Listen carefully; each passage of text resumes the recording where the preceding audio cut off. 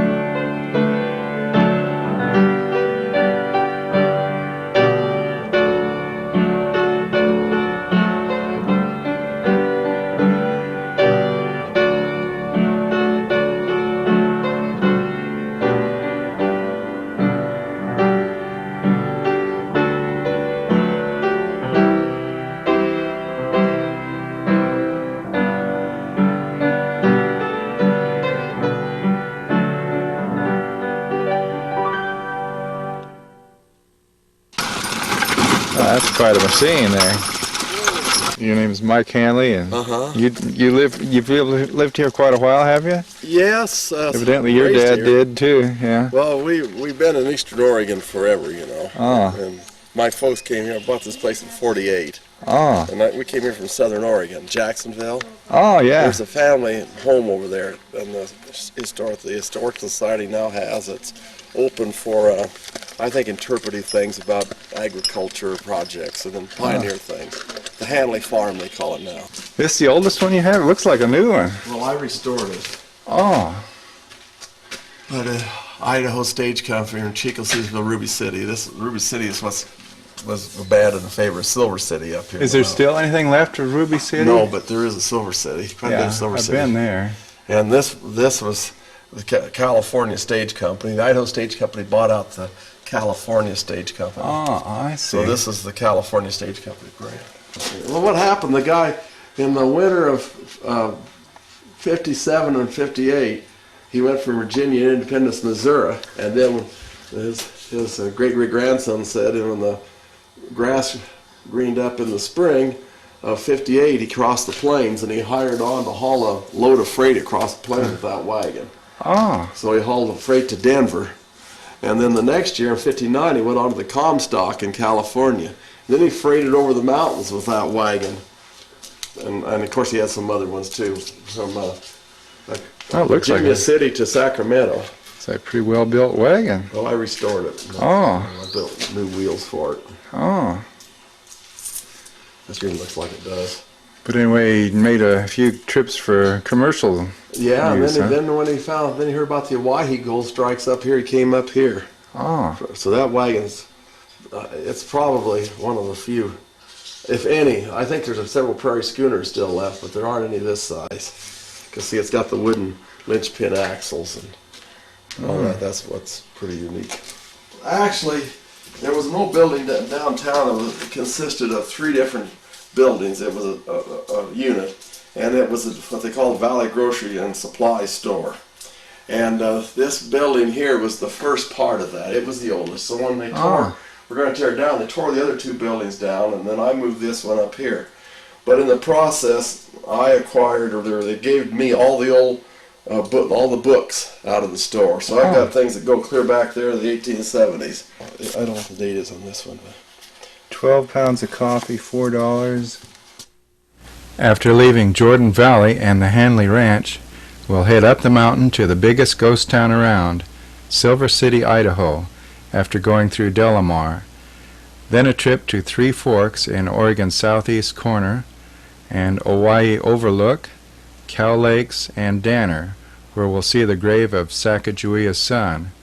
Then Arock, Rome, and Burns Junction.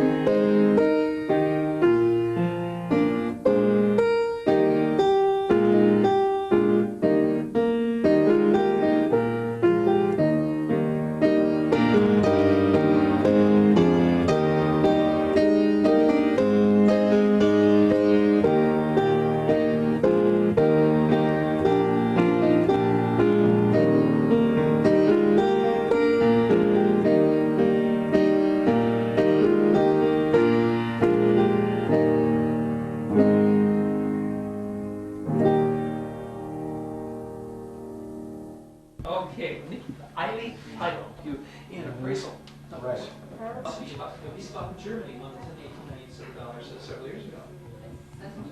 Yeah. Colorado, this long, this tall, and it's full of stone. Yeah, but not these.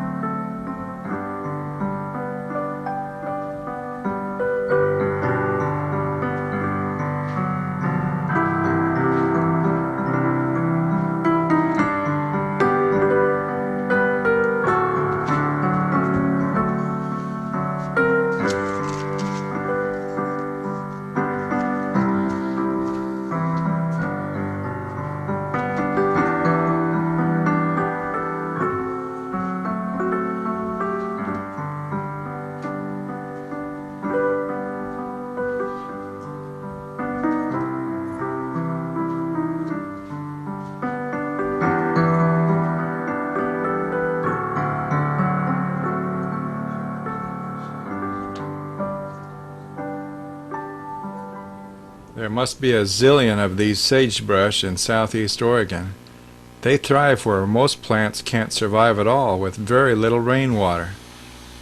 Now we're headed for the southeast corner of Oregon.